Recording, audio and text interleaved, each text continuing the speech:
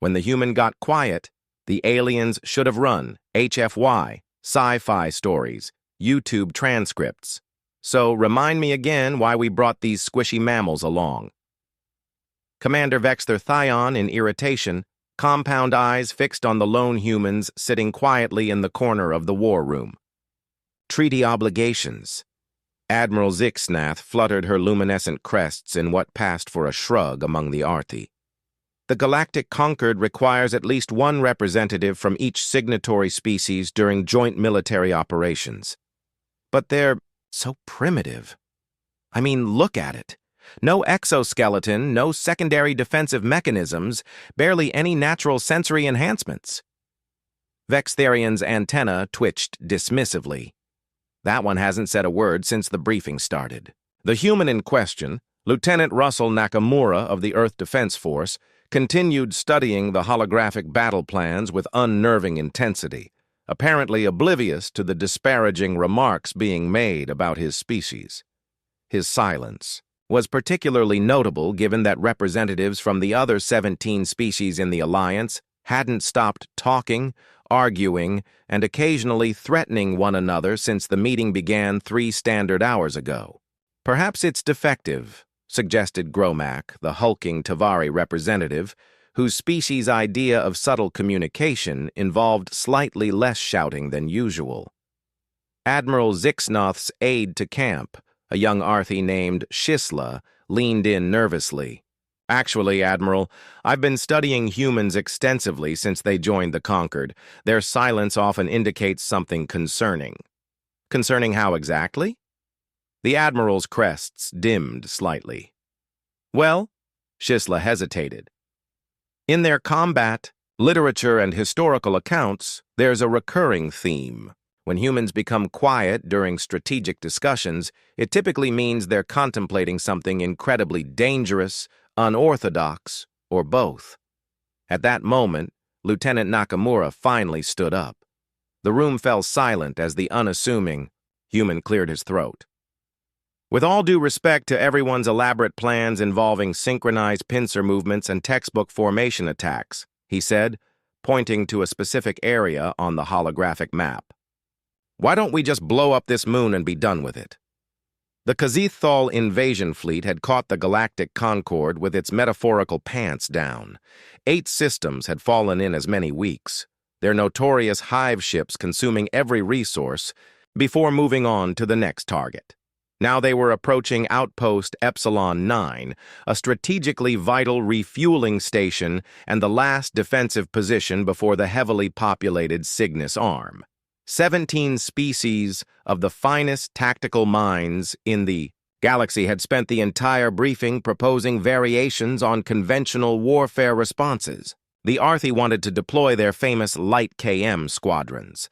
The Tavari advocated for their berserker shock troops. The Maloyans suggested complex psychic attacks to confuse the hive mind. The Vuri recommended their specialty, bureaucratic warfare, through an aggressive filing of cease and desist orders. And then there was Lieutenant Nakamura, who had just suggested blowing up a celestial body, as casually as one might suggest adding extra salt to a bland soup. Preposterous, roared Grand. General Korarax of the Dangan Empire, all 4 of his arms gesticulating wildly. The energy requirements alone would be not if we use the moon's own mining facilities against it, interrupted Nakamura, bringing up a detailed schematic of Epsilon 9's largest moon. This rock has been hollowed out over centuries for minerals. There are already extensive tunnel networks throughout its core, and the Kaz'Thrall will be using these same tunnels to set up their processing facilities. Standard procedure for them. The room buzzed with murmurs as Nakamura continued highlighting various points on the schematic. We place fusion charges here, here, and here right along the fault lines. When detonated simultaneously, they'll create a chain reaction. The moon doesn't need to be vaporized, just broken apart enough to rain down hell on the Kaz'Thrall fleet positioned below it. Admiral Zixnath's crests flickered with concern. Lieutenant, what you're suggesting would violate at least 17 interstellar conservation treaties and potentially destabilize the entire Epsilon system. Nakamura shrugged. a distinctly human gesture that never failed to unsettle other species with its casual dismissal of protocol. The system will recover. The 17 species in this room might not if the Kaz'Thrall break through to the Cygnus arm. But how would we even deliver these charges? Asked Shizla. The Kaz'Thrall have established a blockade around the entire moon. A small, unsettling smile crossed Nakamura's face. That's the easy part. We go in disguised as one of them. This is your brilliant plan, hissed Commander Vex Theon, struggling to fit his segmented limbs into the gelatinous containment suit designed to mimic a Kaz'Thrall drone.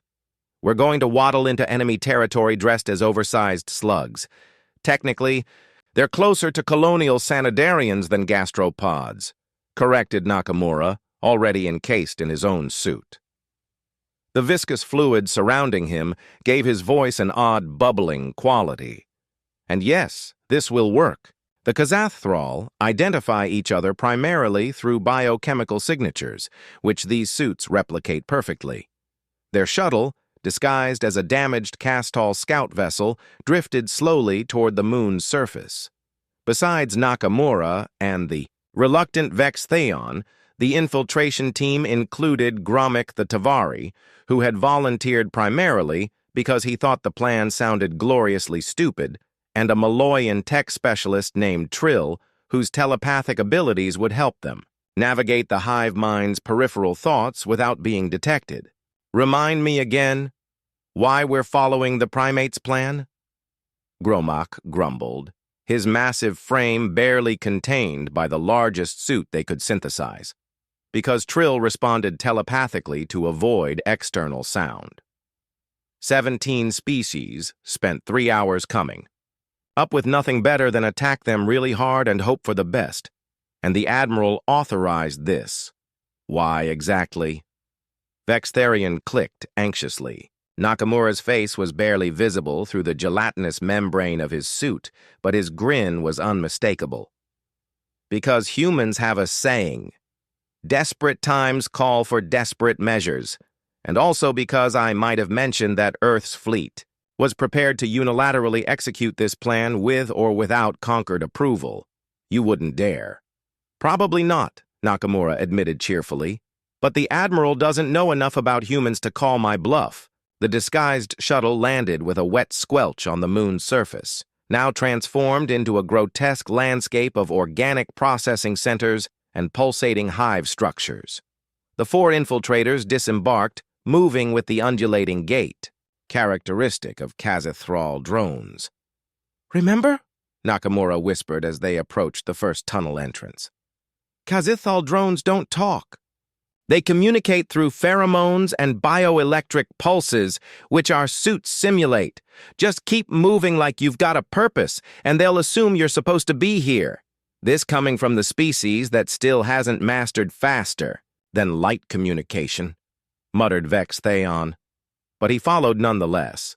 The interior of the moon was even more disturbing, a nightmarish combination of the original mining tunnels and the Kaz'Thrall's organic modifications. Fleshy tendrils lined the rock walls, pulsating with an unsettling rhythm.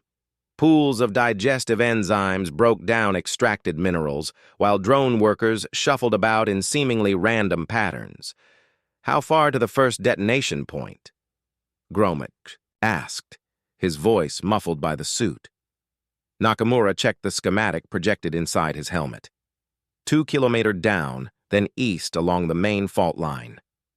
They moved deeper into the hive, passing clusters of drones and occasionally larger, more differentiated Kaz'Thrall forms that Nakamura identified as sub-managers.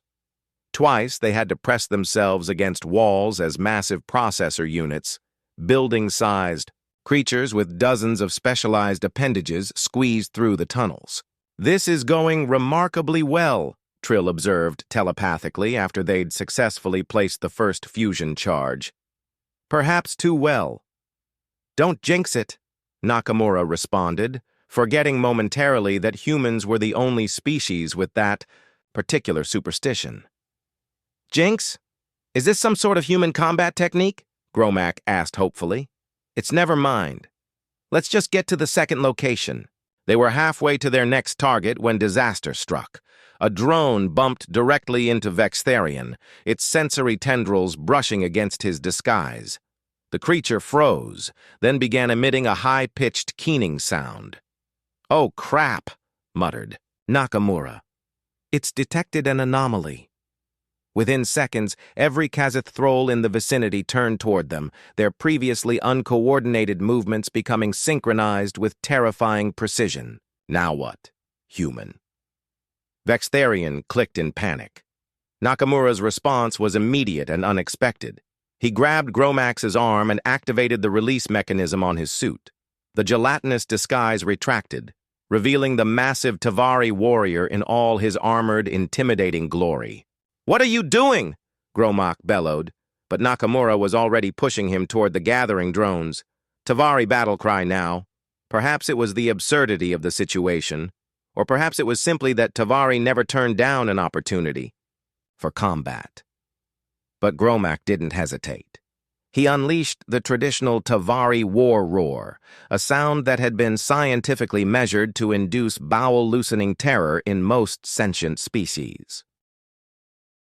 The effect on the Kaz'Thrall was instantaneous.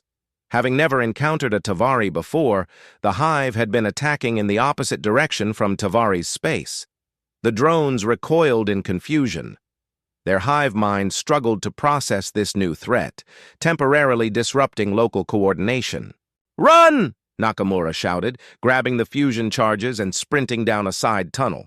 Trill and Kaz'Thrall followed with Grom bringing up the rear, periodically turning to roar at their pursuers.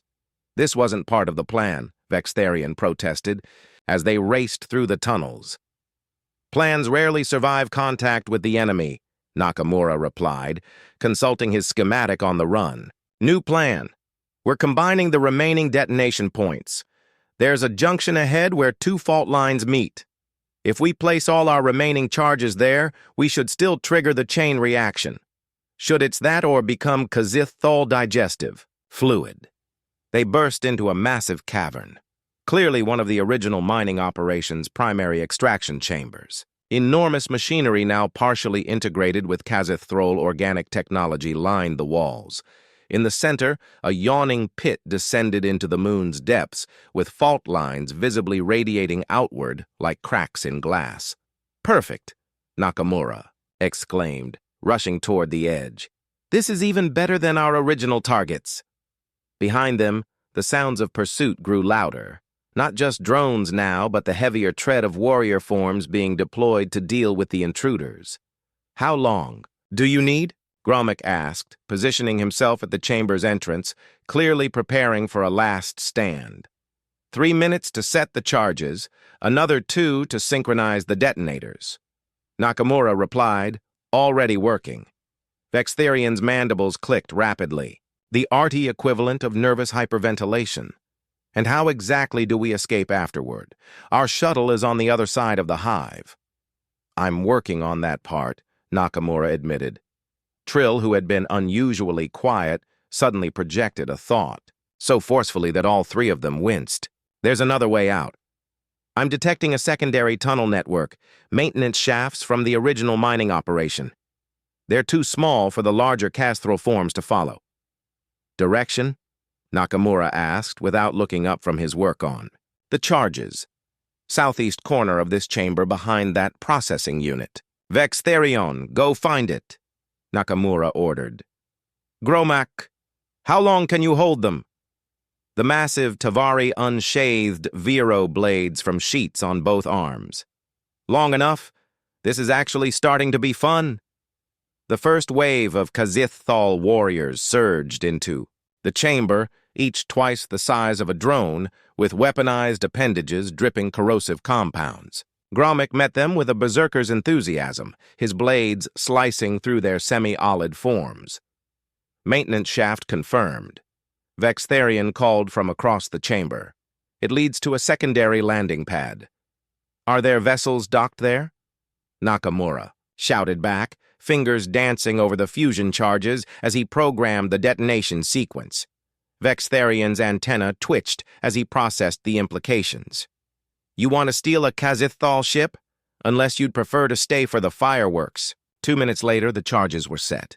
Gromek had held the entrance remarkably well, though he was now covered in caustic Kaz'Thrall fluids that hissed against his armored hide.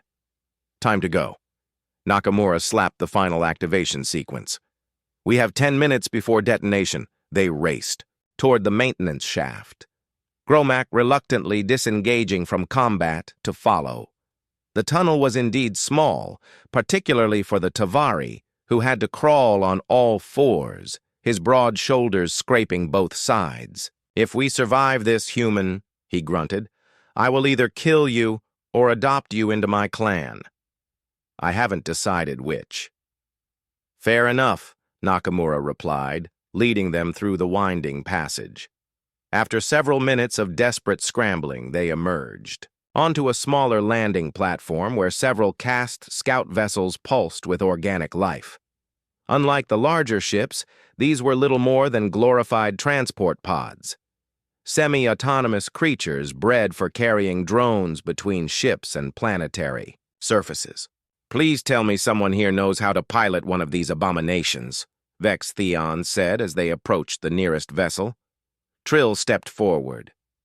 "Their control systems are partially telepathic. I can interface with it, though I doubt it will be pleasant." The Mloyan placed a delicate hand against the ship's membranous exterior.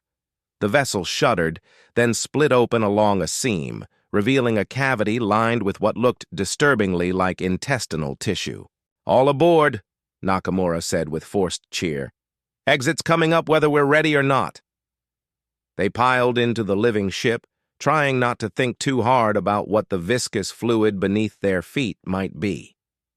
Trill positioned herself at what approximated a control interface, a cluster of neural ganglia connected to sensor stalks.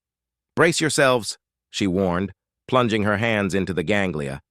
The ship convulsed violently, then lurched upward from the platform just as alarms began echoing throughout the hive structure. Through the ship's translucent skin, they could see Kaz'Thrall warriors pouring onto the landing pad behind them. They cleared the moon's negligible atmosphere with seconds to spare. Nakamura activated their emergency beacon, broadcasting on secure conquered frequencies. Now, we wait to see if the moon exploded. Or rather, it didn't explode so much as it tore itself apart from the inside out.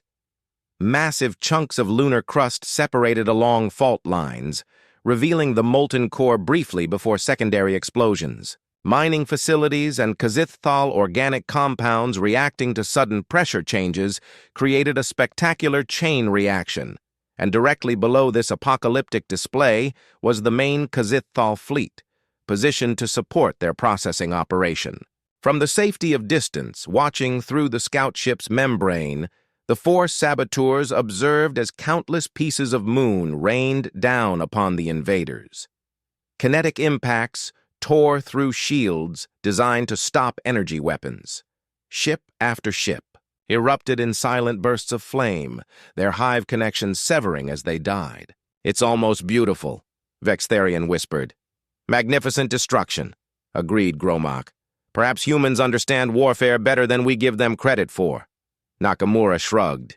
"We've been perfecting the art of blowing stuff up for millennia, Admiral." Zixnath's crests were fully extended in what humans might interpret as a combination of shock, awe, and grudging admiration. The holographic display showed the complete destruction of the Kaz'Thrall invasion fleet, a victory beyond what any conventional military strategy could have achieved. "You destroyed an entire moon," she stated, as if still trying to process the fact. A celestial body that had existed for billions of years. Lieutenant Nakamura stood at parade rest before her, somewhat cleaner than when the Concorde cruiser had retrieved their stolen scout vessel, but still bearing evidence of their ordeal. "With respect, Admiral, it was already heavily hollowed out, from centuries of mining. More of a moon-shaped shell, really. That doesn't make me feel better about signing the environmental impact reports," the Admiral replied dryly.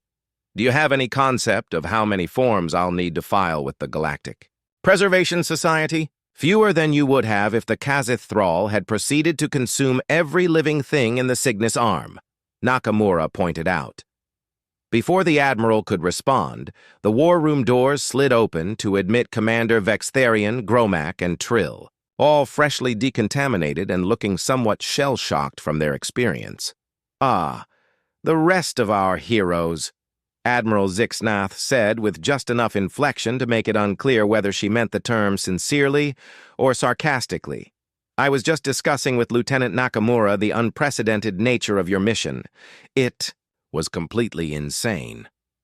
Kaz'Thrall stated flatly, "No tactical training, no proper risk assessment, improvised explosives placement, and an escape plan that relied almost entirely on luck."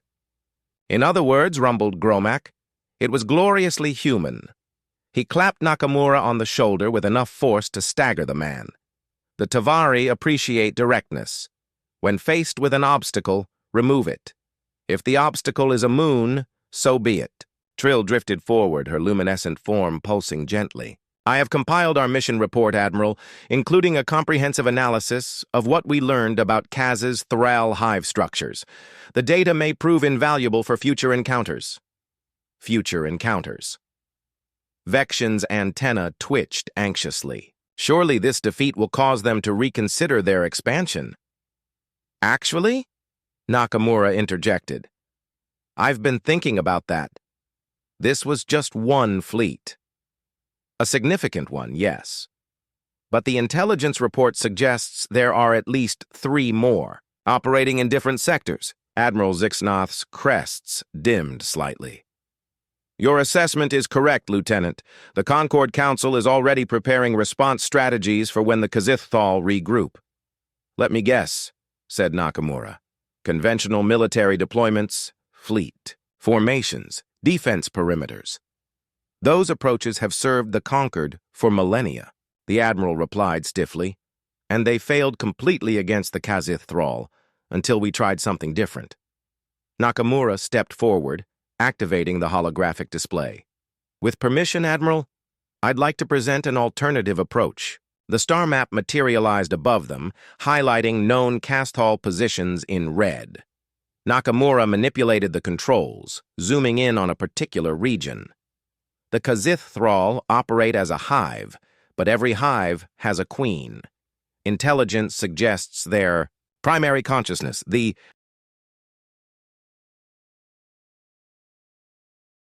entity coordinating all these fleets, resides here in the Tartarus Nebula. That's behind their lines," Kaz'Thrall pointed out. "No conquered fleet could penetrate that far without being detected and overwhelmed." "No fleet, no," agreed Nakamura, "but a small team in a captured scout vessel that registers as part of their hive network." A moment of silence fell over the war room as the implications sank in. "You want to assassinate the Kaz'Thrall Queen?" Admiral Zixnath said eventually. "An infiltration mission to the heart of enemy territory. Based on what Trill learned while interfacing with their neural systems, we believe eliminating the primary consciousness would throw their entire species into disarray. They're not accustomed to operating independently." "It would be a suicide mission," Kaz'Thrall stated. Nakamura shrugged. That uniquely human gesture again. "High risk, yes, but potentially higher reward." "The Tavari volunteer," Gromak announced immediately, pounding his chest. "I would be essential for navigating their telepathic defenses," Trill added, her form glowing brighter with excitement. All eyes turned to Kaz'Thrall, who clicked his mandibles in what might have been resignation. "I suppose someone needs to provide actual tactical oversight to this insanity." Admiral Zixnath studied the 4 of them, her ancient eyes unreadable. "You realize what you're proposing violates approximately 23 conquered protocols regarding first strike actions against sentient species?" "With respect, Admiral," Nakamura replied, "the Kaz'Thrall violated those same protocols when they started consuming our worlds. Sometimes the rule book needs to take a back seat to survival." For several long moments, the Admiral was silent, her crests shifting through patterns too subtle for Nonarthi to interpret. Finally, she straightened to her full, impressive height. "Lieutenant Nakamura, I'm beginning to understand why humans have a reputation for being simultaneously the most terrifying and most valuable allies in the galaxy. She turned to her aide. Shisla, prepare the necessary authorizations classified to the highest level and find us another Kaz'Thrall scout vessel to repurpose. As they filed out of the war room to prepare for their next impossible mission, Kaz'Thrall fell into step beside Nakamura. There's something I've been meaning to ask you, human. Back in the original briefing, when everyone else was arguing strategy for hours, why were you so quiet?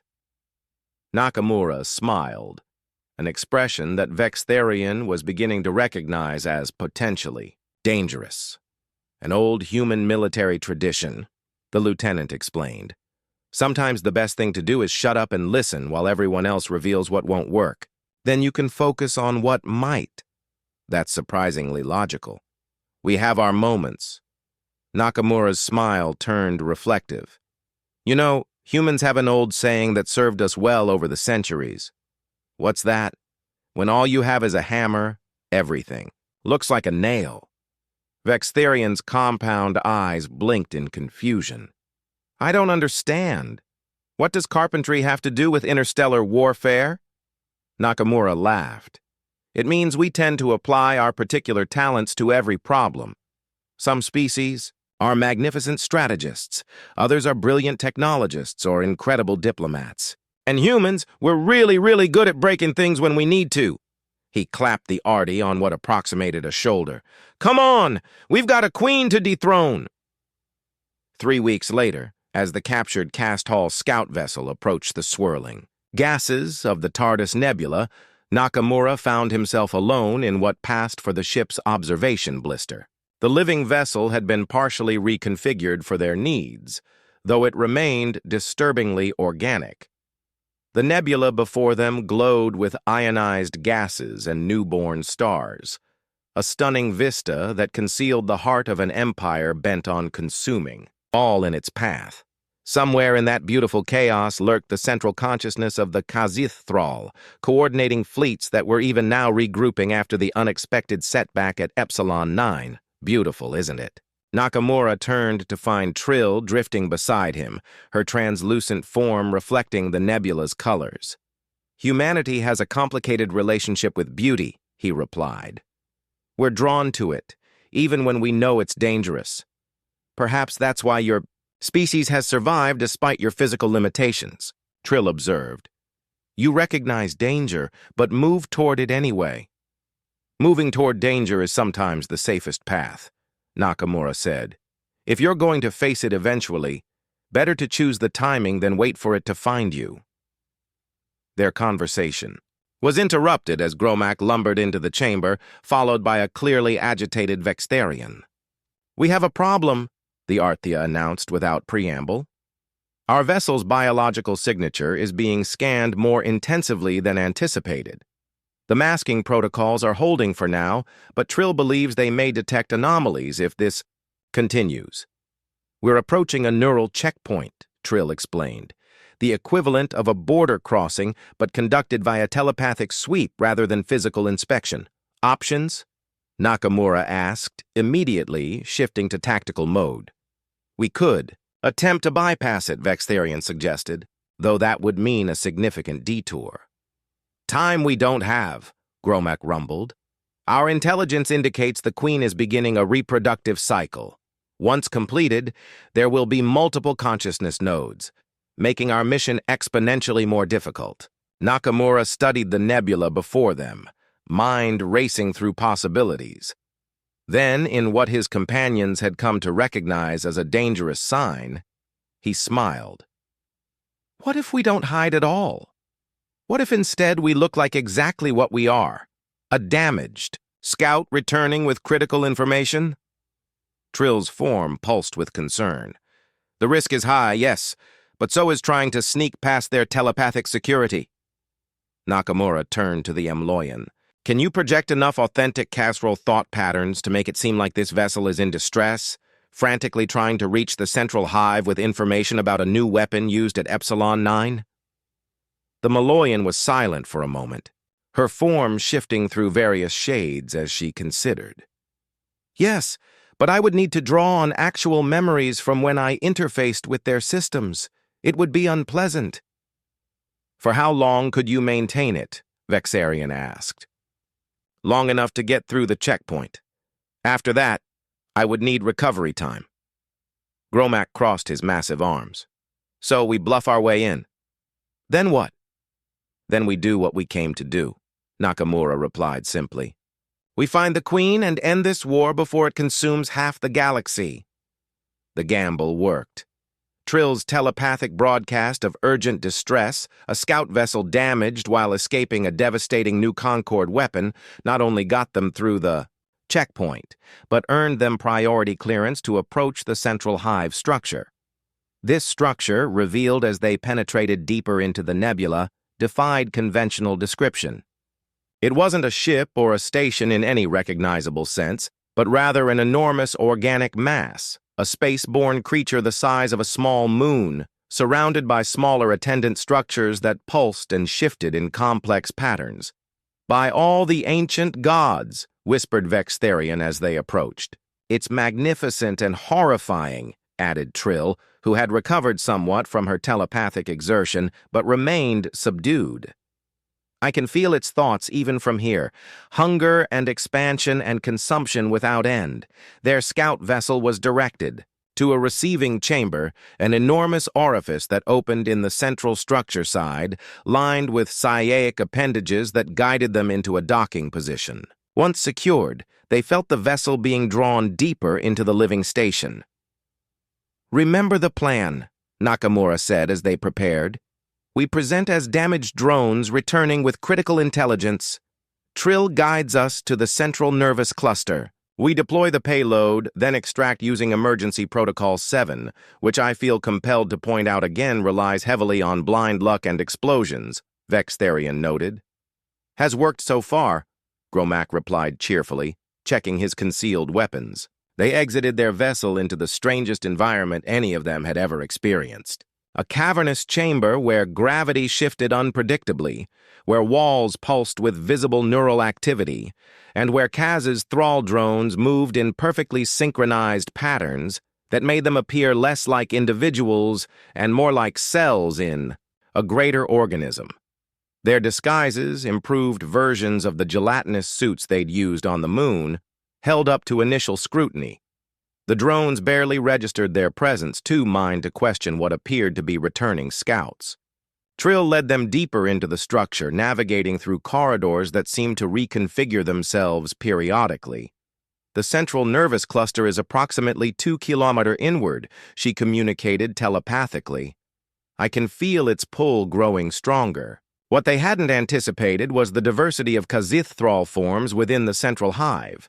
Beyond the familiar drones and warriors, they encountered specialized castes, towering navigator forms with multiple sensory stalks, diminutive processor, units that skewered between neural junctions, and massive guardian creatures stationed at key intersections. The Queen has accelerated differentiation, Trill observed quietly. The hive is evolving rapidly in response to resistance. All the more reason to complete our mission quickly, Nakamura replied. They had almost reached the central chamber when disaster struck.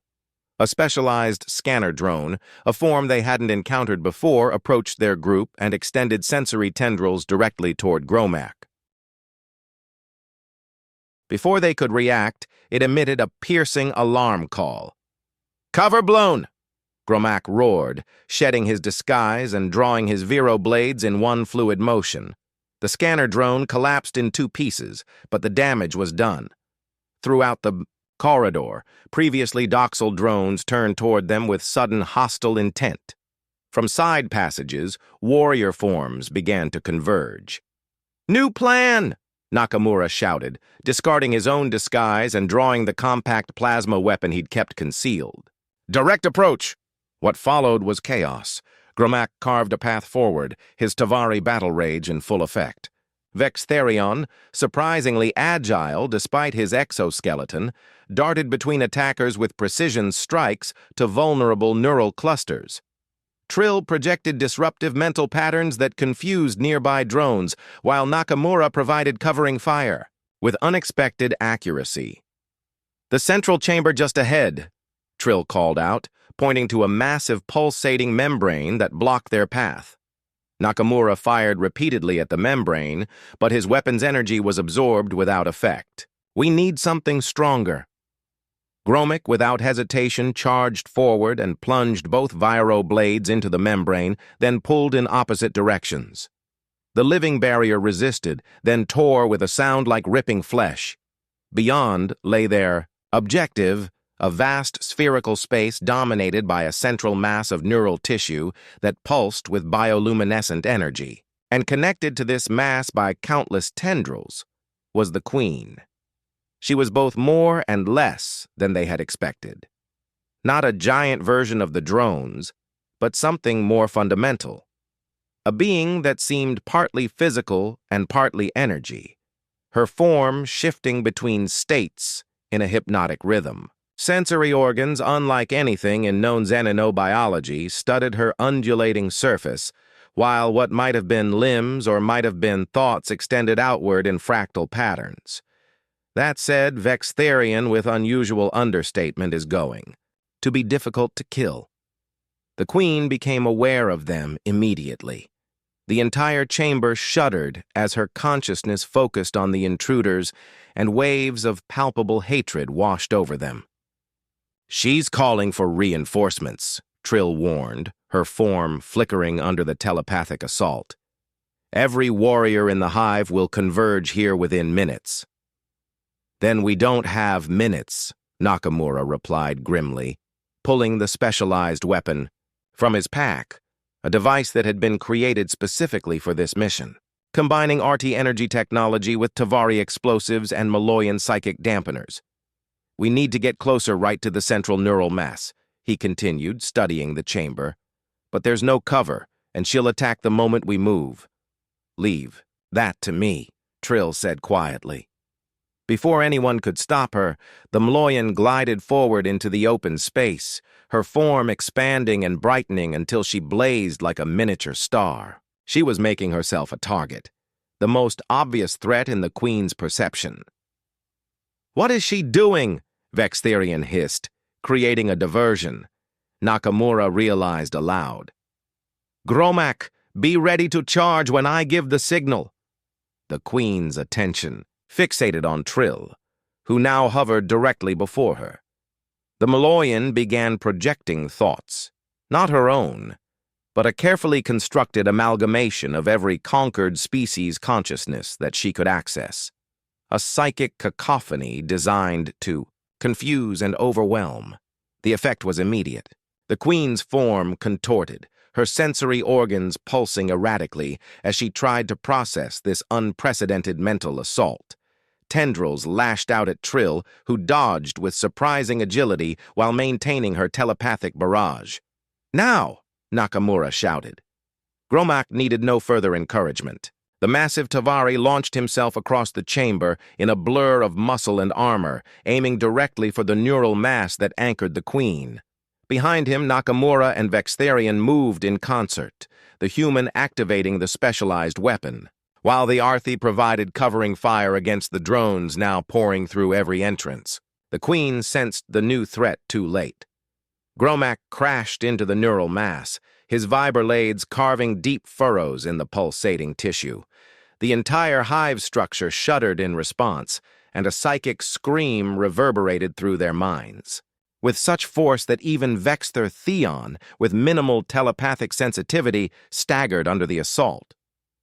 "Trill!" Nakamura called out, seeing the Maloyan's form flicker dangerously.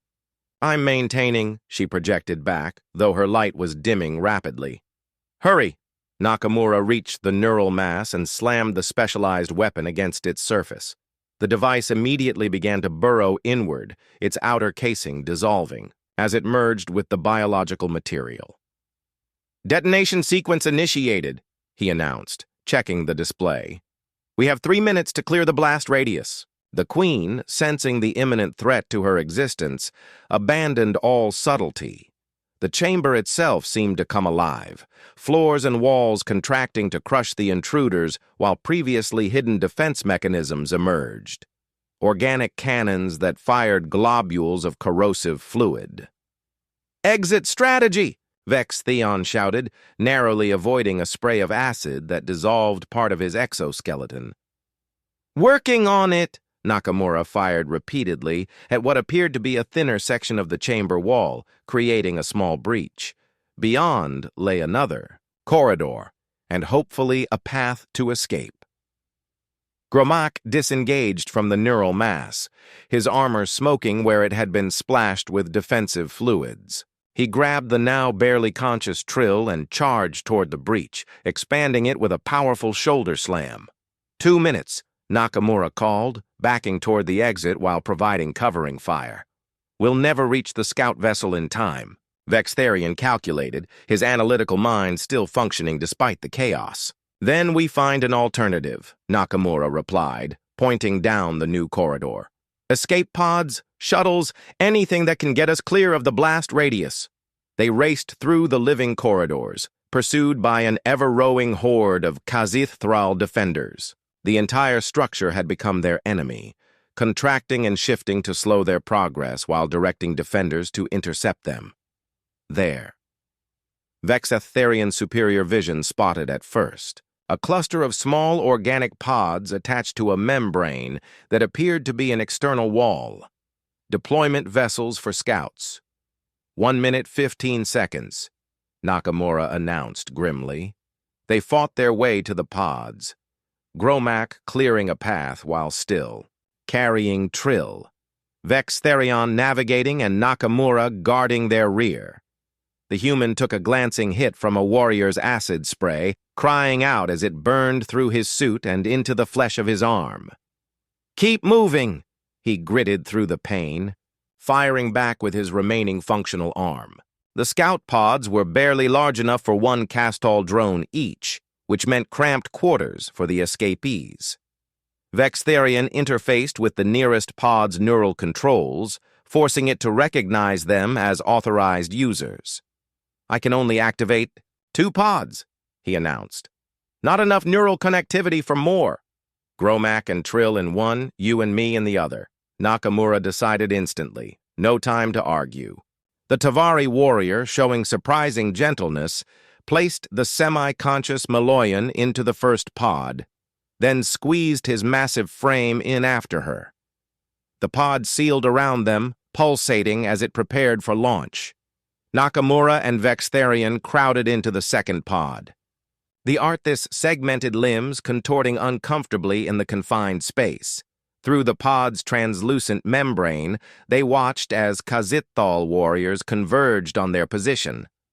45 seconds, Nakamura noted. "Launching now," Vex'Tharian replied, sending the mental command. Both pods simultaneously detached from the wall and shot outward, accelerating rapidly away from the massive hive structure. Behind them, the pursuing warriors could only watch as their prey escaped into the nebula's swirling gases. "Distance to safe zone?" Nakamura asked, checking the crude instrumentation that had formed within their pod. "At current velocity, marginal," Vex'Tharian replied, his mandibles clicking anxiously. "The blast will be significantly amplified by the Queen's psychic death throes. Through the pod's membrane, they could see the other pod keeping pace nearby." Gromak's massive silhouette was visible, still cradling Trill's diminished form. 20 seconds. Nakamura counted down. The nebula gases swirled around them, occasionally parting to reveal the enormous hive structure receding behind them. A grotesque organic monument to consumption and expansion, now harboring the seeds of its own destruction. 10 seconds. Vex'Tharian's compound eyes fixed on the human beside him. "It occurs to me, Lieutenant Nakamura, that I never properly thanked you for dragging me into this insanity." 5 seconds. "You're welcome," Nakamura replied with a small smile. "And if we survive, maybe you can explain why you're using my first name now." "Because I've decided that any species crazy enough to blow up celestial bodies and assassinate hive queens deserves personal respect rather than formal address," the Arthi replied dryly. 0. For a moment, nothing happened. Then the entirety of the nebula seemed to ignite. The explosion began as a pinpoint of intense light at the heart of the hive structure, rapidly expanding outward in a sphere of energy unlike anything in standard physics. This was no conventional detonation. The specialized weapon had been designed to create a cascading psychic feedback loop, magnifying the Queen's own consciousness into an unsustainable resonance that converted mental energy directly into physical force. The blast wave overtook them within seconds, sending both escape pods tumbling uncontrollably through the nebula. Inside their pod, Nakamura and Kaz'Thrall were slammed repeatedly against the organic walls as inertial forces exceeded the pod's primitive compensation abilities. And then abruptly, everything went dark, definitely awake. His vitals are stabilizing. About time. Humans are remarkably fragile for a species with such destructive tendencies. Nakamura opened his eyes to find himself in what appeared to be a medical bay with Kaz'Thrall and Gromak looming over him. Both showed signs of their ordeal. The Artathi's exoskeleton bore several repair patches, while the Tavari's normally immaculate armor was missing entirely, replaced by medical wrappings around his torso. "Welcome back to the land of the functioning," Gromak rumbled. "You've been unconscious for 3 standard days." "Trill?" Nakamura asked immediately, his voice. "Recovering?" Kaz'Thrall replied. "Maloyan physiology is more resilient than it appears. She absorbed a massive psychic backlash, but is expected to make a full recovery." Nakamura tried to sit up, wincing as pain lanced through his left arm, now encased in a regenerative field. The mission, the Queen, completely successful, came a new voice.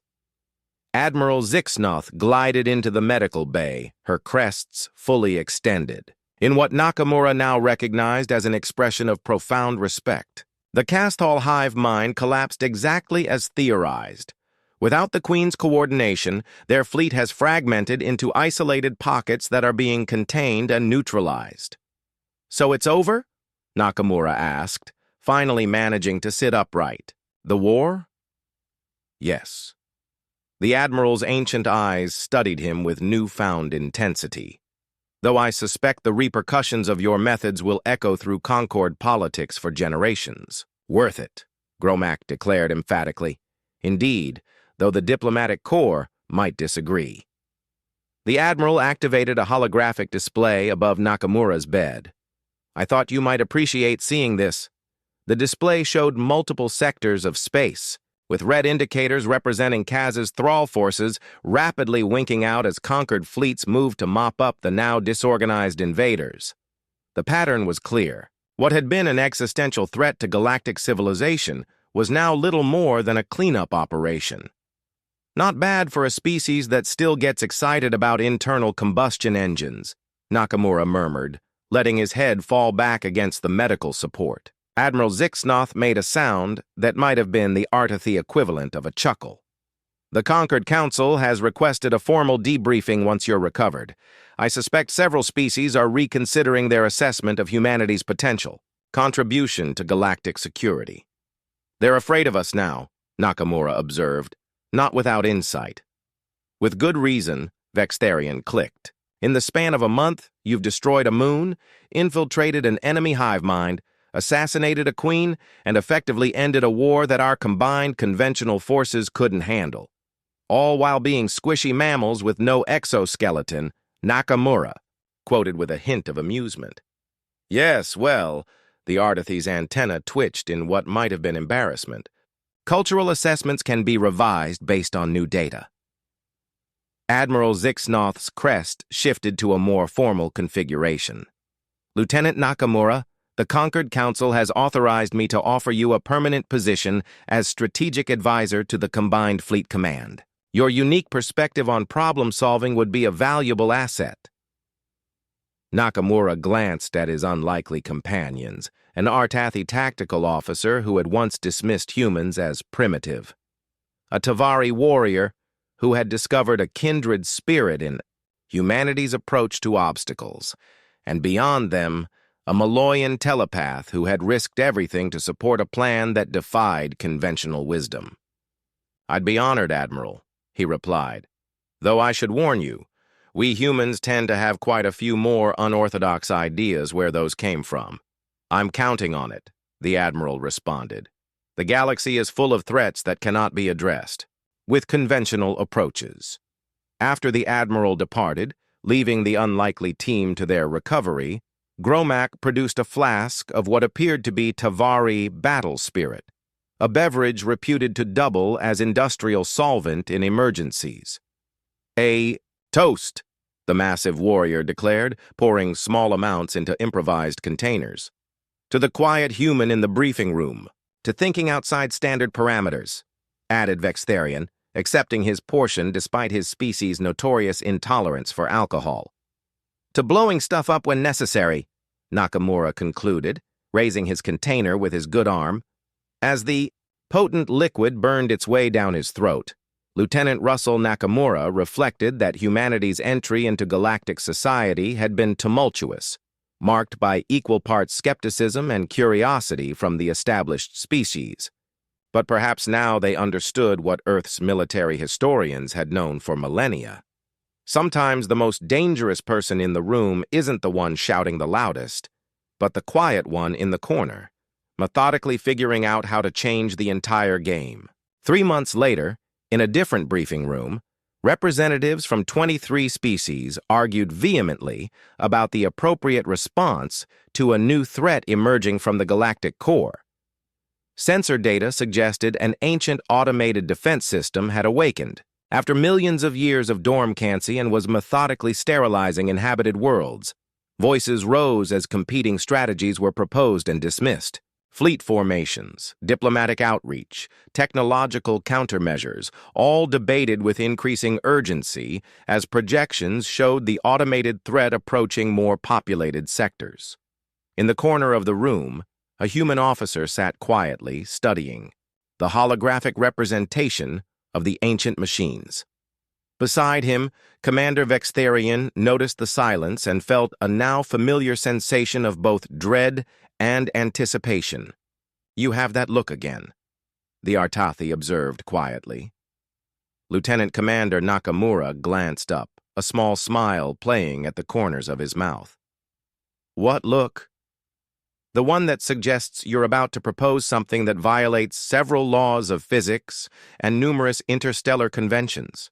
"I was just thinking," Nakamura replied innocently, "about whether anyone's considered the gravitational properties of a carefully induced supernova." Kaz'Thrall's mandibles clicked rapidly in what had become his characteristic expression of resigned amusement. "I'll alert the Environmental Impact Assessment team." As the debate continued to rage around them, the human continued his quiet calculations. The Alliance would eventually listen, if not out of respect, then out of desperation. And when they did, the galaxy would once again learn why a quiet human during a battle